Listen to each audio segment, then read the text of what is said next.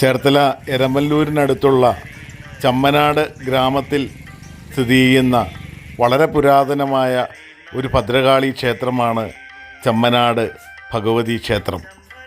കുത്തിയതോട് മുതൽ അരൂര് വരെയുള്ള 4 കരകളുടെയും ഗ്രാമപരദേവതയായി പരിലസിക്കുന്ന ശ്രീ ഭദ്രകാളി ദേവിയുടെ തിരുനടയിലാണ് ഞാനിന്ന് നിൽക്കുന്നത്.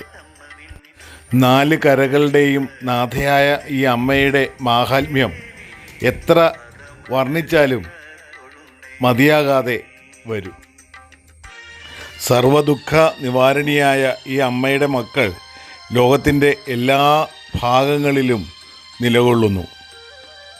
ക്ഷേത്ര ഊരാളന്മാരായ 8 വീട്ടിൽ കർത്താക്കന്മാരുടെ പരദേവതയായിട്ടാണ് ഈ ഭഗവതി നിലകൊള്ളുന്നത്.